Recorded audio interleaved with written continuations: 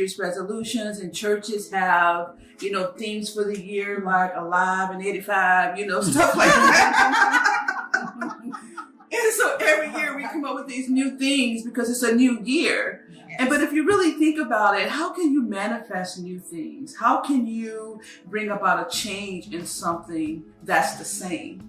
So if I want to do this year, but I haven't did any work on the inside of me, I'm going to be manifesting and producing something the same way I did it last year.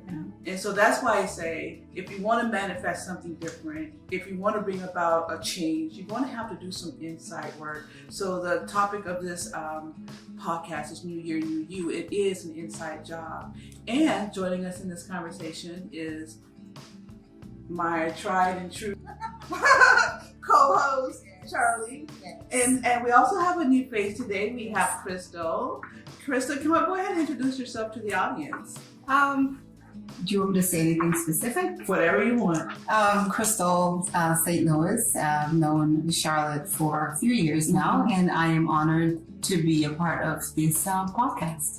Amen. And so I am going to turn the reins over to my co-host as we dive into this topic, New Year, New You. It's an inside job. I believe the greatest work we do begins within. If we don't fix what's inside, we will never experience the full purpose we were meant to walk in. And I truly believe that. So have at it, Charlie. Okay. So our topic is New Year, New You. It's an inside job. So I kind of wanted to start our conversation with, when a year is ending and a new one is approaching, how do we feel when a year is ending and we're coming into a new year? So when 2024 was coming to a close and we were approaching 2025, were you feeling hopeful? Were you feeling excited? I know some people don't always start a new year with joy and happiness. So how are you feeling emotionally closing out 2024 and approaching 2025? So I think I would start by saying I felt a bit hopeful, but I had a lot happening that was not necessarily great. Yeah. I recall at the end of November, I felt on my inside that I needed to start taking care of me. And however that looked, I needed to take care of my physical body. That then poured over into my spiritual life. I would go on walks. I had somebody say to me, why don't you just wait until after the holidays? And I was like, why should I? Like, if something needs to change, why do I need a new year to start doing the work? Right. I need to do it now. Yes. And that's what I did. So that piece gave me some hope and like a new perspective, even in the midst of the things that were going on that was not necessarily great. And so, I feel like I started the new year with a lot more clarity. And I continue to run after clarity and direction from God. And, so I think I ended the 2024 in a pretty positive way. And I started the new year, pretty clear and like just focused on what this year is going to be, how it's going to be different. How am I going to meet the goals that are set for me? What are those goals? Yeah. What I need to let go of in order to get to those goals, and what I need to pursue in order to get to those goals. I love that. I love everything you said. I think it is smart to start pre-planning in November, October, wherever you are, not wait till January of the new year to say, okay, now I can start putting this plan in motion and be proactive in what you want your year to look like before it even starts. So I love that. I love what you said. But why do we have to wait until like a new year to do that? If you're feeling like, I was coming toward the end of the year feeling a little unsettled, and I had already started working on some things. So why would I want to wait until, like, let's say it's August and I'm feeling a certain way. I'm not going to wait till January because that's the new year to start working on me. Or start doing some New Year resolutions and stuff like that. Which is the point, which is good. And I think that as our conversation progresses, we'll probably dig into that. But I just think that that's a lot of people's perspective. Mhm. I think that that's why I wanted to start with this question, because I think a lot of people wait until a new year because that new feeling is Mhm. there. They feel Mhm. refreshed. They feel whatever happened the year before is now over. And miraculously, this new year is just going to change everything for me. So I'll wait till the new year. And I think I said this last week, that new car feeling, like people feel rejuvenated, refreshed because it's a new year, which is good. Mhm. But I think that's people's mindsets, is that, oh, I can start over next year Yeah. So they look at the new year as like a reset. as a reset, Mm-hmm. instead of where they are understanding and realizing that every day we have is a reset. It's not Exactly. about the year, Exactly. it's about the day that you Exactly. have, because you may not make it to see the next year, Yeah. to do and fulfill all of those things. So we have to really seize each day that we have, Each moment. each moment, Each each moment. second, each minute. So instead of new year, new you, we could have even said, new you, new you Mhm. is an inside job. Mhm. Just new you, period. Mhm. Whenever you start working on that. Yeah, well, since we're on this, I had this on my questions, but since we're kind of leaning into this, I did say, how can we change our years from being new year and always old me to each day, Mhm. each day I'm growing. It's not about a year. It's about each day I'm continuing to grow. It's not about a new year. Yeah. It's a new day each day. So we just kind of touched on that. We don't have to wait for it to be a new year. If we know that we need some work on ourselves and we acknowledge that, I think we should just start moving forward in that. That's right.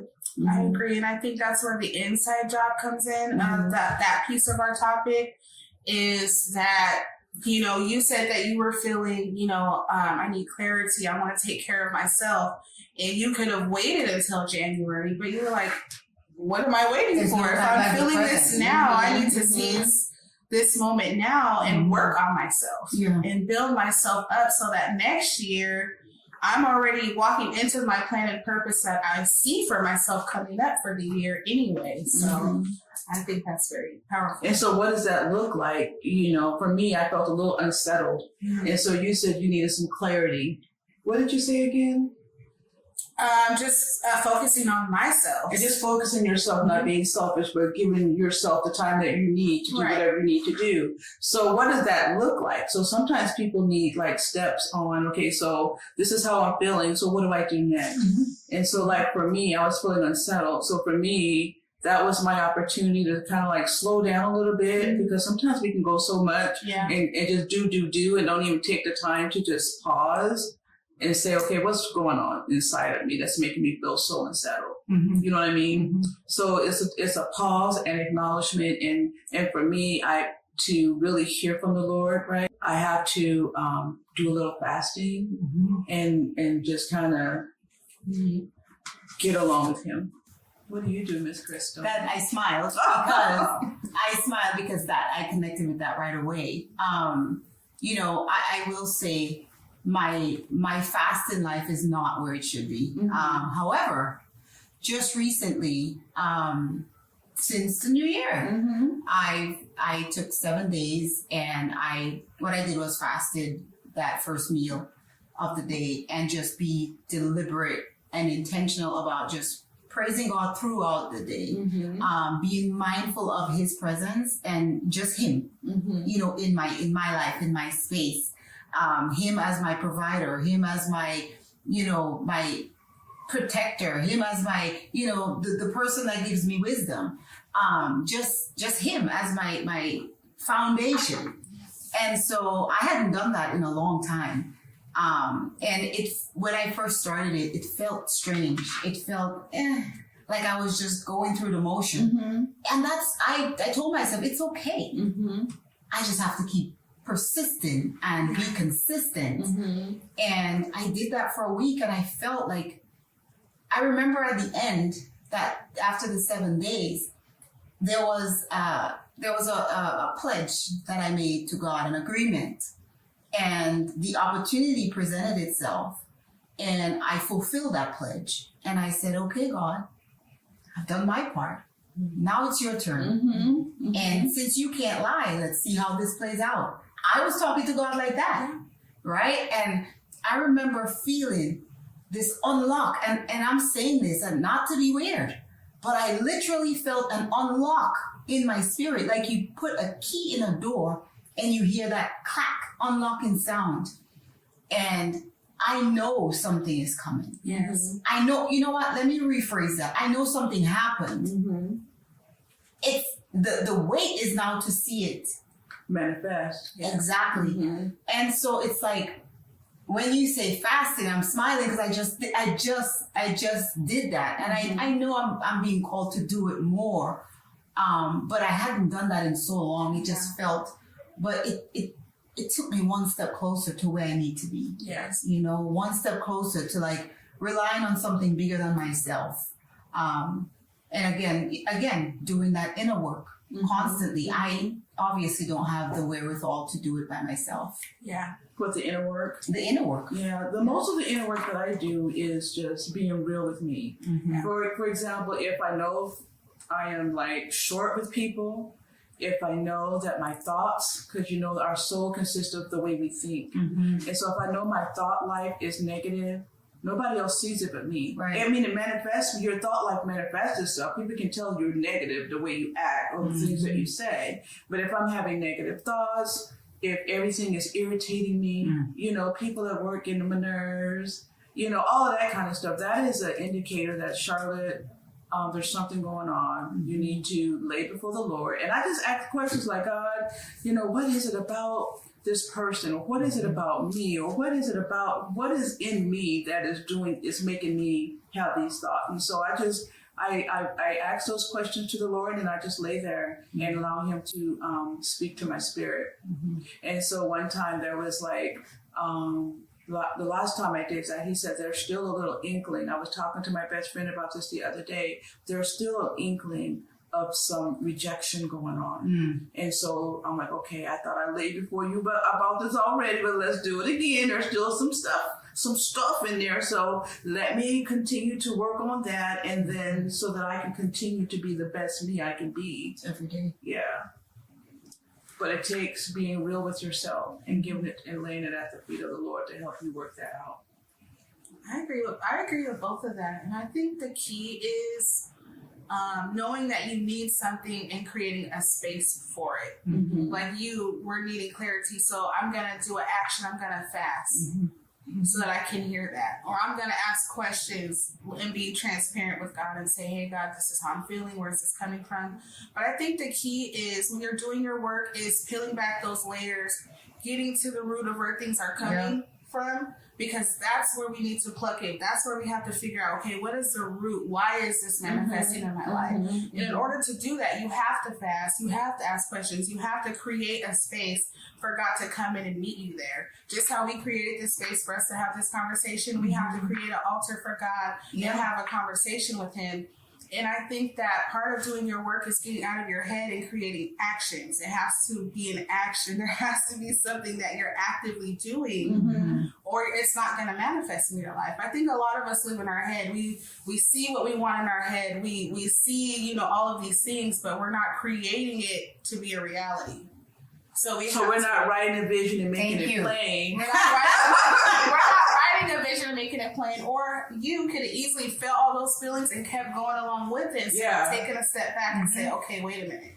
Something is off. Where is this coming from? And I think we always need to check in with ourselves. We always need to, you know, do a self-check-in and evaluate where negativity is coming from, or when we're off-centered, you know, with one, God, our walk with God, our walk with others, because we know when we're out of order. But some people just plow through that and they keep going. But you have to take a step back, reevaluate. Don't wait for the next year to reevaluate. Reevaluate each day. Because it can be painful. Let's be real. It can be painful to bring up some old stuff that's still lingering in our hearts. Like, whether it's rejection, whether it's, you know, abuse people may have gone through. I'm just going to name a lot of different things.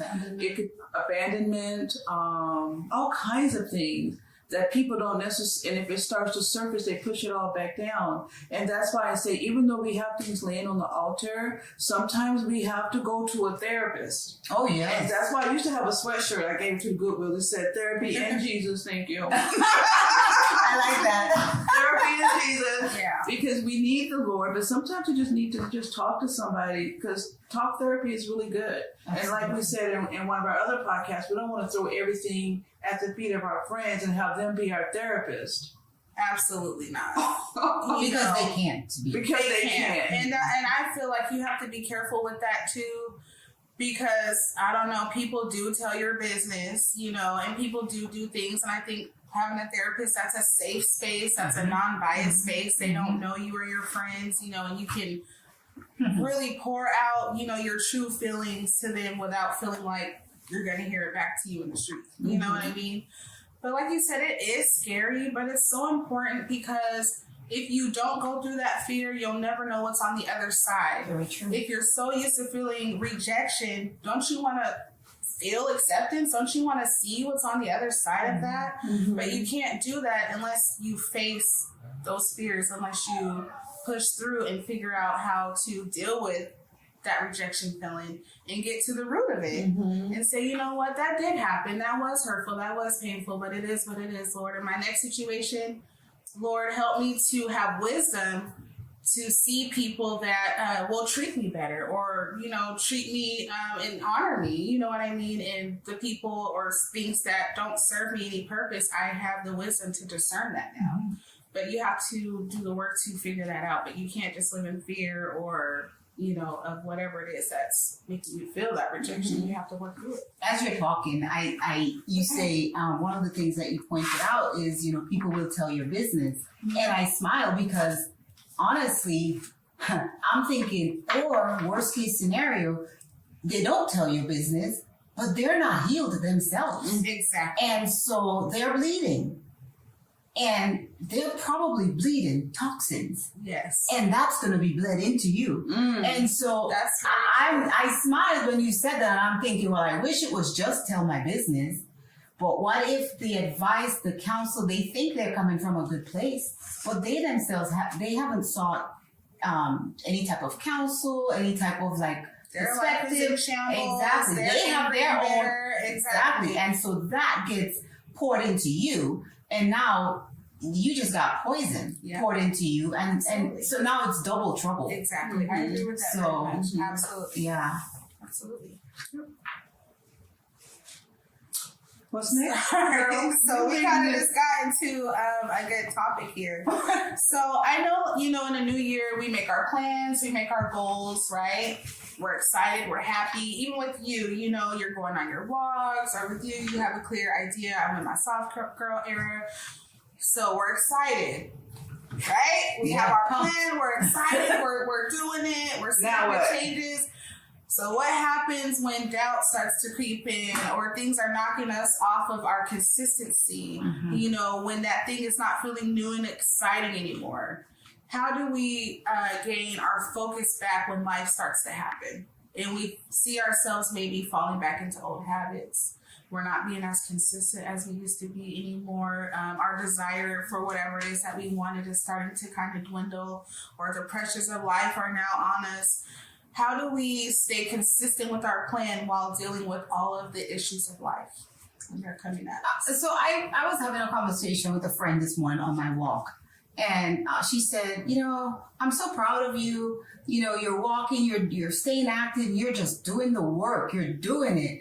And I said, thank you. I said, I don't always feel like it, but I know it's the one piece of the work that I'm doing is showing up for myself, right? Irregardless, like showing up for myself despite everything else around me.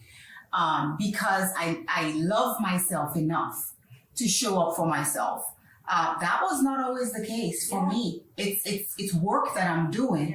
And so cold, I put my stuff on and I just make sure I have some gloves so my fingers are frozen. And I go on that trail. And she said, I've stopped and, you know, I've gained some weight. And I said, it's okay.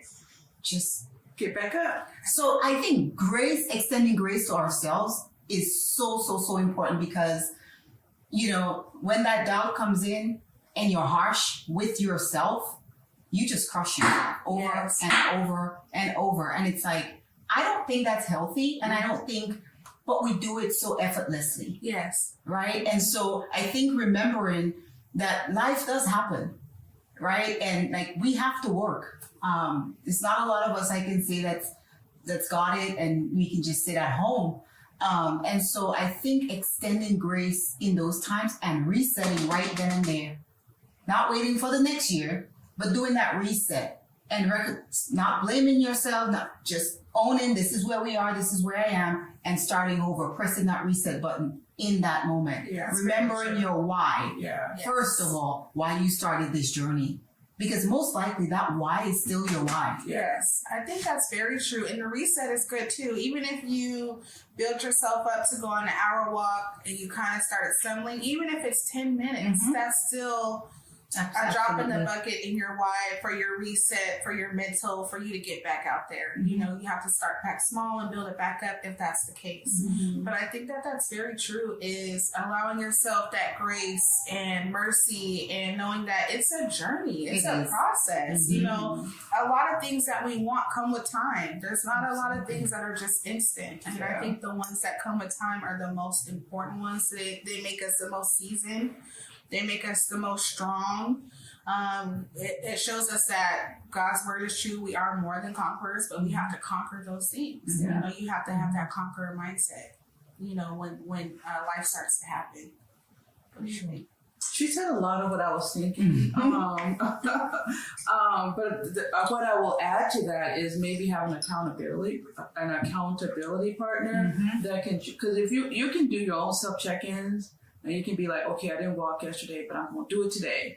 But it also doesn't hurt. It doesn't hurt to help someone that can call you periodically and say, hey, girl, how you doing with your whatever, you know? Yeah. I agree.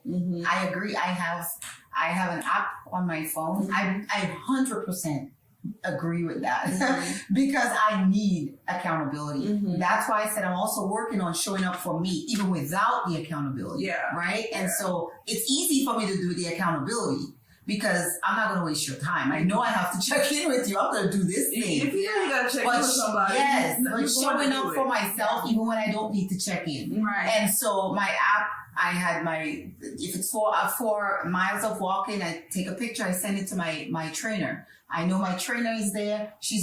I'm not going to waste her time because in my head, wasting somebody's time is disrespectful. Yeah. So I'm going to show up because you're waiting for me. Yeah. Right? But my practice, my goal is to show up even when nobody's waiting on that other end. Yes. Because I'm worth it. Yeah. Right. And Yeah. being accountable to yourself and Yes. your own goals and what it is that you want to do, because at the end of the day, it's your life, you know, and it's up to you to change it. Correct. Period. You know, Correct. regardless, how bad do you want it? We all know what our old habits make us feel like. We know what our old path made us feel like. But that desire for the new has to be stronger. And I know it is hard because whatever we're used to, we can fall back on that. We can rely on that. It's easy to kind of feel content in that.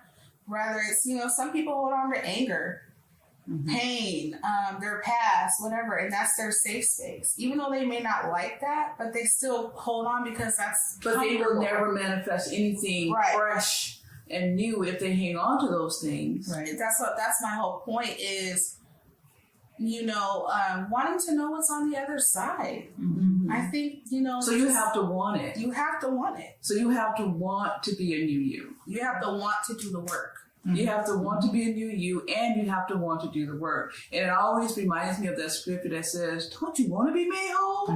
I mean, don't you want to be different? Like, why aren't you going through what it needs to do you need to do, whether it's on the inside or the outside, to grab hold to that? And I think that's the fascinating part. And that's why I say, like, so many people hold on to what they don't really want. Because people don't like process. Because and so immediately that comes to my head. Why They don't like process. But they like the end result. But they don't want to feel. That's it. That's true. They don't want to feel, That's true. or they don't want to give up something too. You know But what I mean? And that's a part of the process. Some people want to always be mad at this person for what they did to me, so they want to. That's what I'm saying. That's that comfortable holding on to that, because then their feelings are always validated. It causes them not to have to think about the part they play or grow within themselves. Accountability. And like you said, I honestly do think it's, you know, people want the end. They do. People don't want to work out. They'd rather go get a surgery, you know, or Surgery. or whatever. Even though that's not the easy road, but they think it. They Yes. think it is. Right, they think it is. Yeah. And you're putting your body through, you know, and all But this you know, stuff. even though some people who have these drastic surgeries to lose a lot of weight, a lot of times they can't. The doctor won't do it until they do some inside work and therapy. And otherwise, There's still a it's a process. requirement. There's still a Or process. a lot of them have to keep going back because they haven't built up their resilience in the gym to even keep maintaining. Because you Or they cut haven't out done that the part. inside work to get to the root of why they are eating whatever, because a lot of times people eat for different various reasons, so you always have to get to the root of the problem. Yeah. Am I right about it? Absolutely. We can't keep covering up. You know, you have to get to It's the time to root. do the inside job for You have real, to so do that work. we can be healthy women for ourselves, for our communities, for our families, so that we can, you know, reproduce what we have in us. Yeah. Yeah. I think even, you know, for our families, for our kids too, because our kids are growing up in the microwave era Mm-hmm. where they think everything is like that. And so I think about my kids often, like a lot of what I do is to show my kids, like, if your mom and your dad can do X, Y, and Z, so can you. Mm-hmm. You know, we've basically laid out the groundwork for you. We've shown you that we're not asking you to do what we haven't done. Mm-hmm. And we've actually made life a lot easier for you. So you can get this. Mm-hmm. I think that's very true, and I even have that on here. It says, you know, why is it important to grow and evolve each day and not just for a new year, and who benefits? Especially if you are a believer of God, because when you get around people, they're gonna be coming with a whole bunch of stuff, and you want to be able to show them and be a living example of what it looks like to go through stuff and go and do your work to get to the other side. But if we're always in the same place, and what are we showing them? Mm-hmm. You know, so I think it's so important to grow because we are the light. Yeah. And we can't be a light if we are not doing our work, if we are not transformed, if we are holding on to hurt, anger, this, that. No, we have to show I was bitter. I was this, I was that. But I did this, you know, I And did so all you of don't these have things. to live here. Let me walk you through it. Be a mentor. And I think the main thing we need to let people know is I did all of these things to get to where I'm at. We have to let people know you have to go through a process. Yes. You have Yes. to stick it out if you want to get to the other side. It's not just you have to do the work. Because so often people see, when they say they see the glory, but they don't know your story. Right. Right? Mhm. They see when you're on the other You're side yeah. of the pain Mm-hmm. and of all the things that you've been through, but they never saw you going through. Mm-hmm. And so they want what you have, Mhm. but when you start telling them or encouraging Right, how them you got there. or instructing them, it's like, yeah, I'm good. That is how it is. I honestly believe, and I think that's why God said, many are called, but few are chosen. Mhm. Because everyone's not going to understand that. Mhm. And I think people have this misconception of God that, if you believe in God, like your life is just supposed to be roses. No, that's not how it works. I wish it was. Actually, in That's some not how it capacity, works. It could. What? because so living a life for God is in big part, it looks like suffering. Because it's giving up of yourself constantly. I'm not saying that to say that there's joy in God. There's all the positives, but I mean it's calling on you to give up all the time. You have Let to go of surrender this. all That's of it. it. Let it You go. were bought with a price, right? So whatever the Lord want to use you for, Die you to have self. to die to yourself and say, okay, So God, you here I can am. grow. Like so And like she said, people are like, if I'm a man, I want to fight. I want to be able to have that. I don't want to have to turn the other cheek or Yeah, pray for this yeah, person. No, yeah. I want to fight. I want to do this. I want to do I that. want to fight with my mouth. Yeah, I I want to give him a wanna- piece of my mind. Right, Wait till I get to work tomorrow. I'm going to give him a piece of my mind. And it does always feel like suffering. It does. But when you really think about it, it's not. It's like God is just building you up, your character, where you can go in a room and deal with people, and people say stuff and it roll off your back. be And more you like- sit And there. that is And you exactly. sit there with grace Mhm. and To be dignity, more like and him. you know how to hold your mouth, and you know how to keep your crown on Yeah. and you can Yeah. sit there. Yeah. And people think that you're weak or people think that they're doing something to you, but it's like, no, Mm-hmm. I can see through that. And yeah, I might look weak to you, but I'm not. You know what I mean? And I think that's the power And that I think God that's gives a lot us. of what was going on with me at this job that I'm at currently. It's just like there's certain person here, and it's just like she was rubbing something Mm-hmm. that God wanted to get out of me. Mm-hmm. And so there's a lot of times I wanted to go in there and say a lot of things, do a lot of things.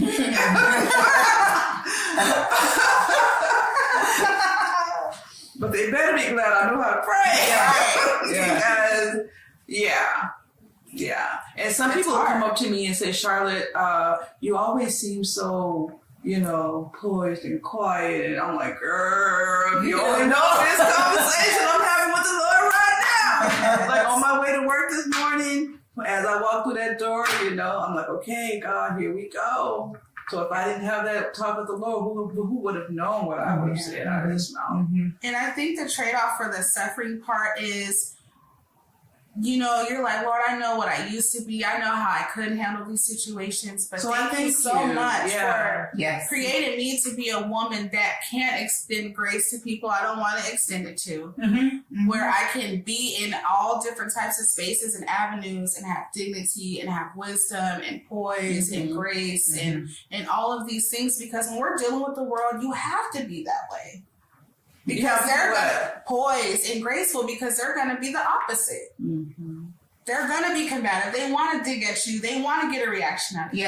Yeah. And you cannot allow it to happen. But I also want to make a point that, there's a way to do things because even though we are children of the Lord and we are trying to be this new person, this new creation, I don't fight you with my mouth like I used to, but we don't have to be doormats. Right. No, I don't believe that. Tell a person like, look, Yes. you can tell a person something Setting without it boundaries, getting, set boundaries. That's what I'm saying. Still being poised and still coming from a place of you're set in who you are, and I agree with that as well. But yeah, I just feel like this conversation is good. Just us as women just realizing who we don't want to be anymore, knowing what we do need to do to get to who we want to be each day, not waiting for a year to pass by. Yeah. Being intentional, wanting to do our work, wanting to figure out what the root of, our stuff is so that we can be better for our children, for our families, on the job, wherever God may send us for the day. So if no one gets anything out of this, it's, yes, it's a new year, but God gave us a new day. It's a new day, and reflect on what it is that you need to purge yourself of this year, this day. And think about the why you want something different. And that needs to be the driving force, for your day each day. So your day is intentional and purposeful. Okay. And I think it's so important to, Charlotte said it earlier, writing things down, right? Because I work better with a list. And the word says to write the vision down to make it plain. So often I don't think it's beneficial to me when I try to rely on this brain because there's so much going on already. It just doesn't always work out positively. I can check off my list and it can keep me accountable. I can go back, okay, I got this done. And before you know it, you have a whole, and I color mine in green because I'm proud that I got that done. And that motivates me to do the Now next you have a thing. visual like, wow, I did all these things. Exactly. Yeah. Right. And so in the same sense, even the little things like the woman that we want to be, like, well, some of us curse and like, I don't want to be that woman. Right. And being intentional today to stop cursing, to stop, you know what I mean? Like I'm using that because I was listening to this girl yesterday. It's funny that this is where this conversation is going because I just listened to this young girl who was saying that, and she's like, I used to curse a lot, and now she said, I'll be honest, I still curse, but not nowhere near what I used to be. And so writing those things down, who you want to be, how do you see yourself in God? Who do where do you think God wants you to be? Like, write those things down, and work towards them. Yeah. I agree. So as we get ready to end this podcast, I just want to leave a couple of thoughts with you guys that I have written down. And one of them is, if you are repeating the same patterns and wondering why nothing is changing, you need to look within. You need to lay before the Lord, ask yourself some questions, ask him some questions, look within, so that we can stop those changed behaviors, or those negative thought patterns that you're having. Lay those before the Lord, because you're not going to get anything new if you're having those same old thoughts. So this year is a perfect opportunity to become the person you were created to be by doing your soul work. I agree. Absolutely. I agree. And I want to say in closing too that, you know, when you want something new, situations are going to happen that are going to challenge you, and you have to make a decision. Okay, am I going to lean back into my old ways, or am I going to try something new in this scenario? And I just feel like whatever it is that you want, when those situations come up, try something new. If you're used to cussing, hold back a little bit. Try something different. And I just feel like in order to be the new you, you have to respond to situations in a new way. And if you don't, you're going to keep manifesting those old habits. Give yourself grace, give yourself time. And if you don't know who God is, you need to start there. I like that. Because God will force you to look within. He doesn't care about our makeup. He doesn't care about our hair. He's probably the only entity in this world who really cares about you on the inside. Yes. And I think that's where we need to start, because a lot of our issues will start to be, come into play when we look inward and figure out where the source of our pain is coming from, our habits are coming from.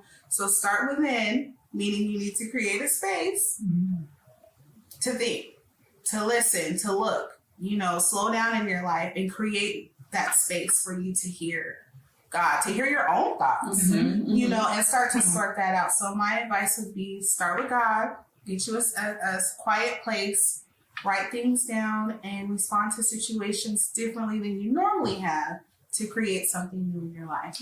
I like that. Crystal, any closing remarks? No, I definitely agree with that. I think starting new habits and, being consistent with those new habits, becoming maybe predictable, where people know how you're going to respond. That's the new Crystal, and people expect different from you, which is a positive thing. So being deliberate about those steps, intentional, and prioritizing you, because really, all this stuff that we're talking about, you're loving yourself enough to step into the new you, to elevate yourself and to be all that you were called to be. Yeah, I like that. So again, new year, new you. It is an inside job. Don't forget, ladies and guys that are watching, to do your soul work, to do your inside work. So we want to thank you again for watching another episode of The Soul of the Matter, and we'll see you on the next episode. Thank you. Bye.